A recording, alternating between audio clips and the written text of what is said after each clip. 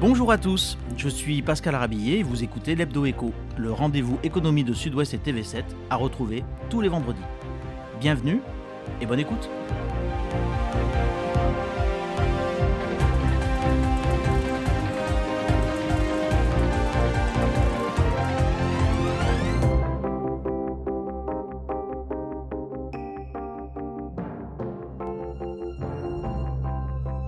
QVT, derrière cet acronyme se cache un principe qui est à la fois juridique et managérial, la qualité de vie au travail. Tout le monde peut en comprendre le sens, mais en réalité, de quoi parlons-nous ? Est-ce un gadget en ces temps de reprise et de pénurie de main-d'œuvre, le passage obligé de toute entreprise qui veut attirer ou retenir tout simplement ses talents ? Pour répondre à ces questions, nous avons sur le plateau Cédric Dumas, fondateur et dirigeant de Weedy, société bordelaise, créatrice d'un service innovant de conciergerie. Bonjour. Bonjour Cédric. Et nous avons aussi Sébastien Millet, qui est avocat au cabinet Ellipse, spécialiste en droit du travail. Bonjour Sébastien.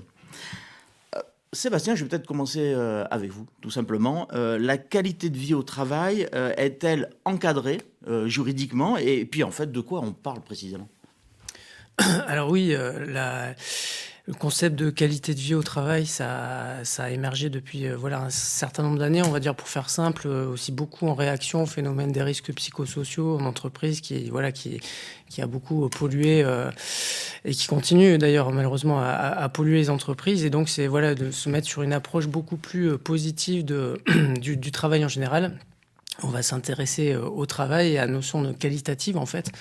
Et donc, initialement, les partenaires sociaux au niveau national se sont emparés du sujet et ensuite, ça a été transposé par la voie législative avec effectivement aujourd'hui un certain nombre d'obligations pour certaines entreprises en tout cas, notamment en matière de négociation annuelle obligatoire où on doit effectivement négocier, mais pas sans obligation de conclure, mais sur un certain nombre d'items qui peuvent paraître un petit peu fourre-tout, mais dans ce cadre-là, la notion de qualité de vie au travail, elle est très reliée à la notion d'égalité professionnelle.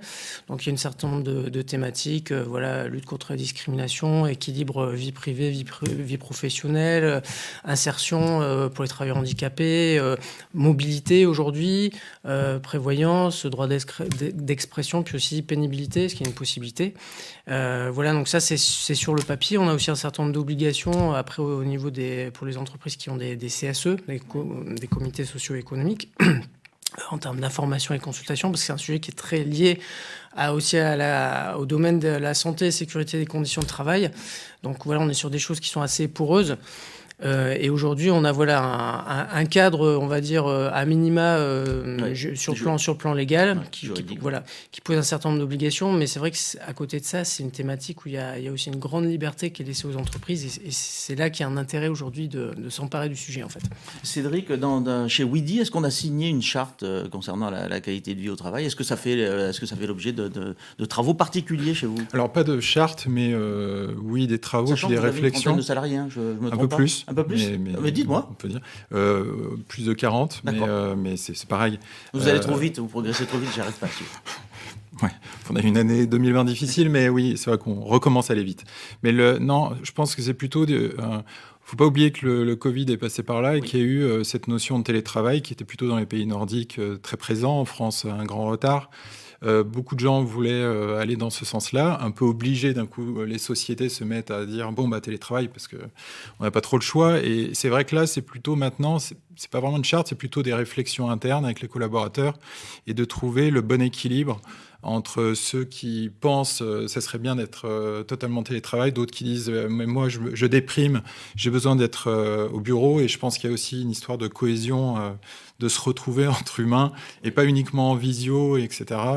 Donc la qualité de vie au travail d'un coup a pris un élan très fort, ce sujet dans les entreprises, dû aussi à cette notion de télétravail qui d'un coup s'est imposée en France brutalement. On y reviendra parce qu'effectivement ça a changé la donne.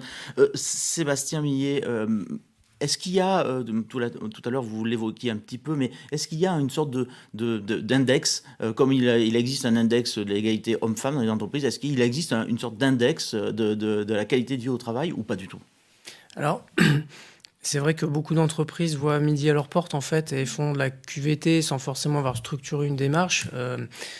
On a des référentiels, en fait, notamment au niveau de l'ANACT, qui ont défini on va dire des facteurs. Il y a une grille, oui, exactement. Il y a une grille de lecture avec des facteurs de grands items sur lesquels on peut mettre derrière une notion de qualité de vie au travail. Et donc, c'est vrai que si on est dans une démarche où on va essayer de construire ça, l'idée, c'est d'essayer d'appréhender ça sur tous ces aspects. Après, il n'y a pas d'indicateur réglementaire à proprement parler. Ce qui est sûr, c'est que si on veut se mettre dans une démarche un peu construite, à un moment donné, on va être dans une logique vraiment d'amélioration aussi de la qualité de vie et au travail, des conditions de travail, ce qui est aussi une obligation légale pour les entreprises. Et on va du coup forcément essayer de suivre ça, d'avoir un retour. Et parce que faut jamais oublier que dans ce domaine, il y a une part d'expérimentation possible. Et l'idée, c'est que quand on a suffisamment expérimenté, qu'on a des retours d'expérience qui tiennent la route, on peut passer à une phase peut-être de prise d'engagement sociaux un peu plus en dur. Et donc ça nécessite d'avoir un peu de retour, de la visibilité, en fait. Cédric Dumas, vous le disiez, vous avez une quarantaine donc, de collaborateurs. Comment vous arrivez à, comment dirais-je, pour vous, puisqu'on disait ils ne sont pas forcément formels, ces indicateurs concernant la qualité de vie au travail dans votre entreprise, mais c'est quoi les principaux signes qui vous font penser que oui, on est plutôt pas mal en qualité de vie au travail, ou il reste du travail à faire? C'est quoi? C'est le turnover? C'est au contraire la fidélité des salariés? Alors, en ce moment, c'est compliqué parce qu'il y a un très gros turnover dans toutes les entreprises dû au fait que tout ce qui vient de se passer, ce qu'on traverse toujours, a chamboulé un peu les esprits. Il y a beaucoup de gens qui veulent changer d'air et même de job. Donc, c'est difficile de dire si maintenant on a des critères très précis. Par contre, ce qui est vrai, c'est que on s'était rendu compte que, et c'est pour ça que même nous, on a développé une solution pour la QVT avec notre société. En fait, votre société qui fabrique des assistants personnels, des services de conciergerie, qui mêlent d'ailleurs l'homme et puis l'intelligence artificielle, si ma mémoire est bonne, tout à fait. La machine. Vous-même, vous développez des services dont les entreprises clientes sont preneuses parce que ça peut améliorer la qualité de vie au travail de leurs salariés. Parce que même, alors déjà, nous, entreprises, on s'était rendu compte depuis 1 an et demi qu'il y avait de plus en plus dans le recrutement et dans l'épanouissement une demande assez forte des collaborateurs qui était jongler avec la vie pro et que je sois totalement concentré pendant ma vie pro et que je puisse être concentré et que j'ai pas plein de choses à gérer par rapport à ma vie perso, était un besoin de plus en plus fort et de plus en plus demandé, à la fois dans le recrutement, comme une sorte d'avantage. Est-ce que l'entreprise va m'aider un peu à gérer ma vie perso, va me donner des outils pour ça, et dans l'épanouissement aussi, parce que petit à petit, on peut se mettre à être stressé pour ça, aller à une réunion alors que j'ai pas fini de gérer un rendez-vous pour mon enfant, etc. Et moi, j'ai fait une conférence avec la NDRH, qui est la Fédération des DRH, et je me suis rendu compte qu'il y avait vraiment un sujet très fort qui remontait de énormément d'entreprises sur ce sujet-là, c'est-à-dire comment aider les collaborateurs à s'épanouir plus, à essayer d'enlever un peu ce stress et donc amener la qualité de vie au travail, c'est-à-dire ce jonglage entre des nouveaux outils, comme ces assistants de vie, en fait, j'allais dire. Oui. Et alors, dites-moi, Sébastien Milly, alors on voit Cédric est sollicité et Vidi est sollicité, est sollicité par des clients pour mettre au point des services qui vont améliorer la performance en matière de qualité de vie au travail de l'entreprise. Est-ce que vos clients, qui sont des entreprises aussi, est-ce que les clients du cabinet vous sollicitent autour de la problématique qualité de vie au travail, autour de litiges par exemple liés à une mauvaise qualité de vie au travail, en tout cas les reproches qu'il aurait fait parfois. Est-ce que ça existe? Est-ce que c'est quelque chose, un phénomène émergent, ou au contraire c'est un doux bruit, il y a peu de conséquences?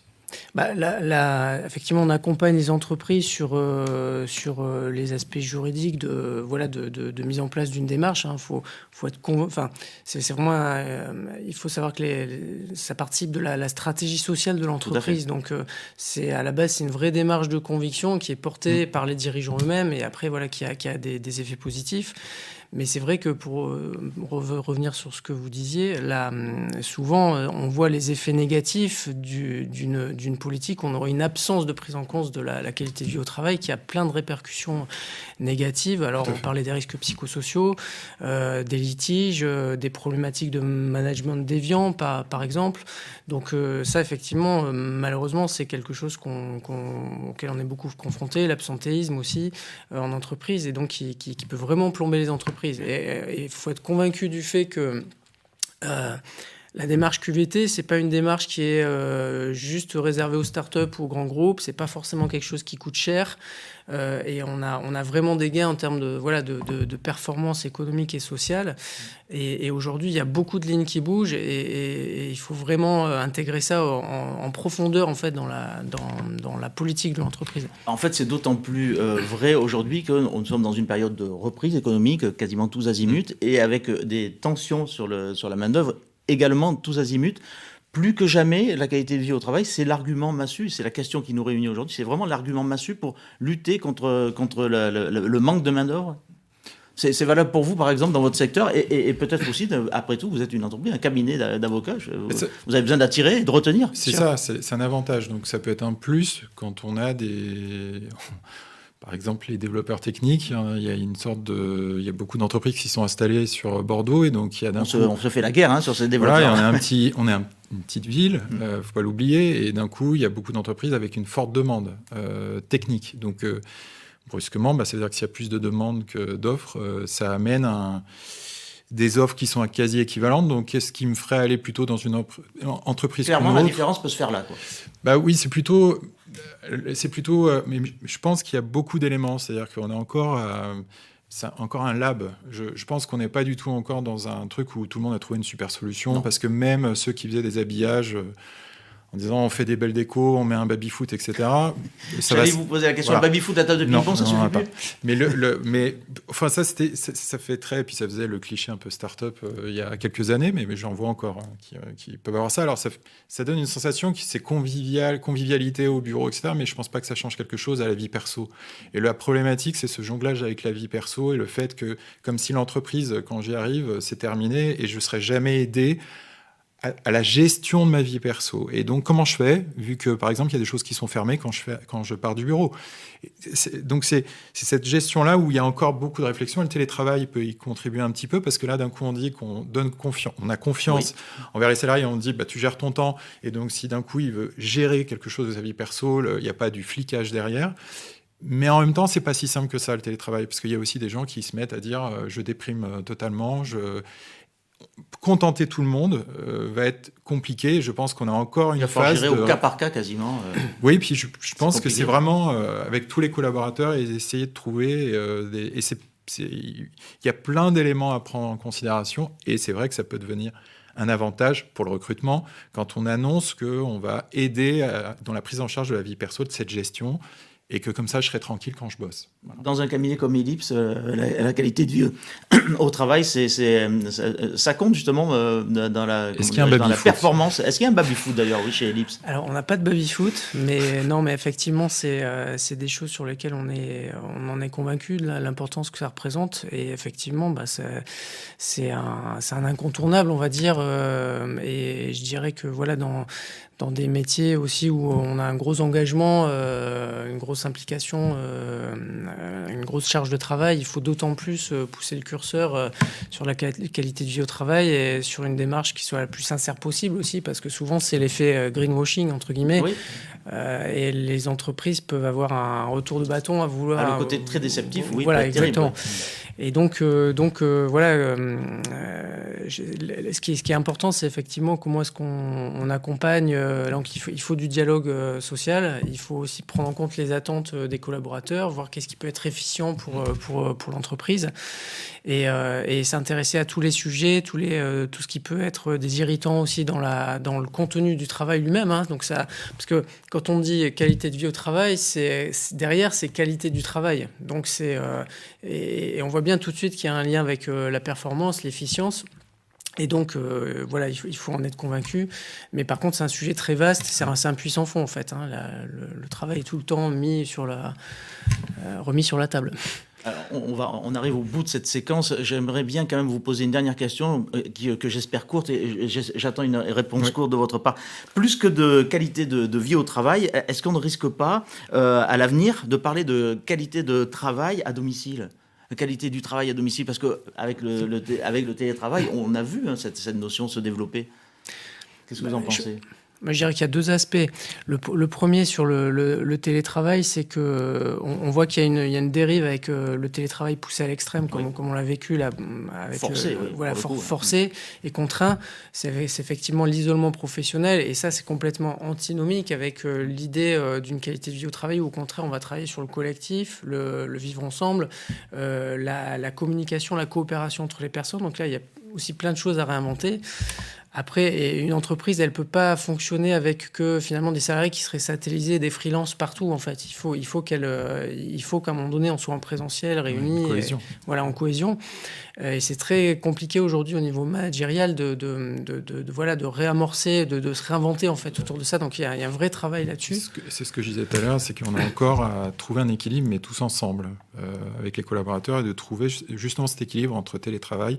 Et encore une fois, pour avoir une bonne productivité et un épanouissement, ça veut dire qu'il faut que les gens soient détendus et se disent je suis totalement concentré sur mon boulot parce que je peux le faire. Et si je peux le faire, c'est parce qu'on m'a aidé dans cette notion de gestion de vie perso.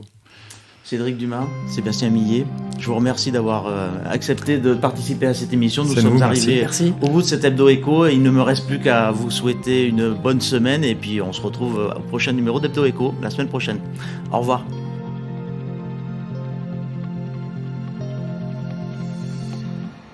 Merci pour votre écoute. Si vous avez aimé cet épisode de l'Hebdo Écho et pour ne pas manquer les prochains, abonnez-vous à notre podcast sur Spotify, Google Podcast, Apple Podcast ou tout simplement sur votre application d'écoute favorite. Vous pouvez aussi nous laisser des étoiles, des commentaires et des suggestions. Vos retours sont précieux et nous aident à nous améliorer. À bientôt!